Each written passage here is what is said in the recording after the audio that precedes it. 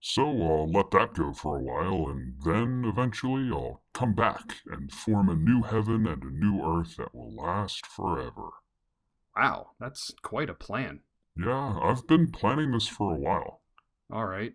I have a few questions about it, though, if you don't mind. Oh?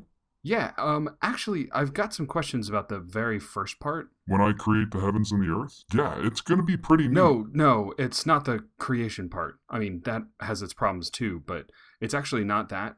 Okay, what's your question?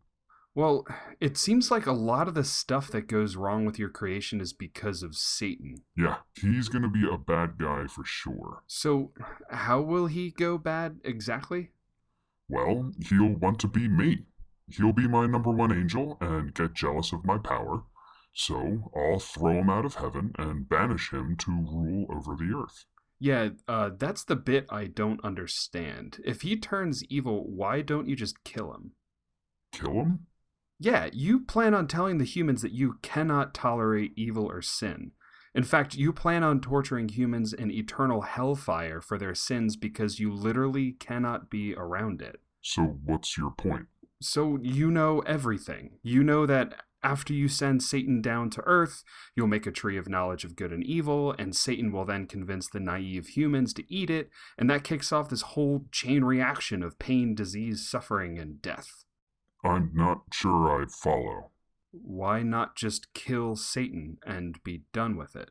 Well, Actually, why even create Satan in the first place? If you're omniscient, it should be impossible to create something that breaks bad. no, no, hold on. I create entities of free will. I don't want mindless robots. I want people to choose to obey me. Okay, well, let's break that down. Okay, let's do that. Let's start at the beginning of the humans. Okay, let's do this.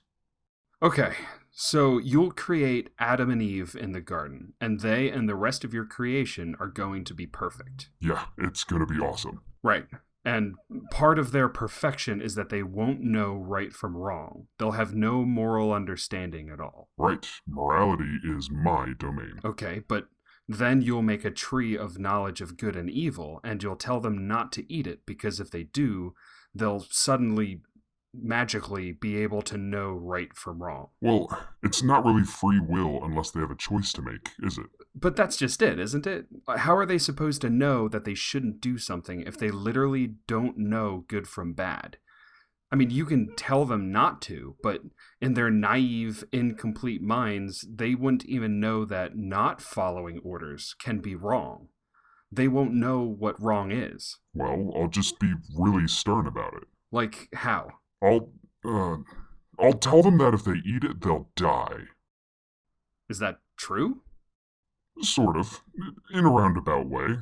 I won't, directly kill them that instant, but I'll kick off a chain reaction that'll kill them, eventually. Okay, well, lying aside, there will be no death on the planet at that point, so how can they even understand the threat of death when they have nothing to compare it to? It'll just be empty words to them. Huh, that's actually kind of a good point. Yeah, and remember that Satan guy and how you'll put him in control of the Earth? He'll be running the show down there, and all he has to do is tell them to do something and they'll do it. Remember, these are the two most naive, cognitively stunted humans you will ever create. And there will be two supernatural entities telling them to do different things. And they absolutely, literally, even intentionally, will not know the difference between right and wrong decisions. And your point is? My point is that if you hate sin and evil, then why create Satan? Why allow him to live when he turns evil? Why choose to banish him to the one place he can do the most damage?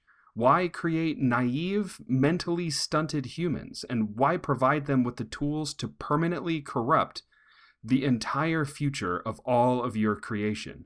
Why would you do any of this? You're opening a path that will lead to the eternal torture of billions of people that you will later claim to love. It's my plan, and I do not change my mind. But you told me that a few thousand years later, after the Israelites leave Egypt, They'll give up on you, and you'll decide that you want to kill them all.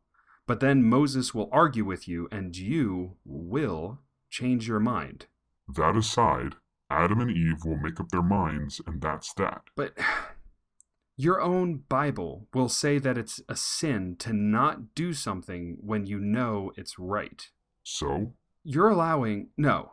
You're encouraging the most evil creature in the universe to corrupt your creation, and even though it's well within your power to stop it, you're not. Doesn't that mean, by your own definition, you are sinning? Well, don't think about it. So even though sin and evil will technically be your inventions, that's how you want it. Yep. And even though you'll create humans so they'll be absolutely unable to succeed, that's okay. Yeah, looks like it. And you still plan on torturing people forever based on the actions taken by these mentally insufficient humans who will be preyed upon by a being that you created and allowed to live and is practically infinitely more powerful than they are. Huh. Actually, you have some pretty good points here. Finally. All right. Well, you want to rethink this? Nah, I'm sure it'll be fine.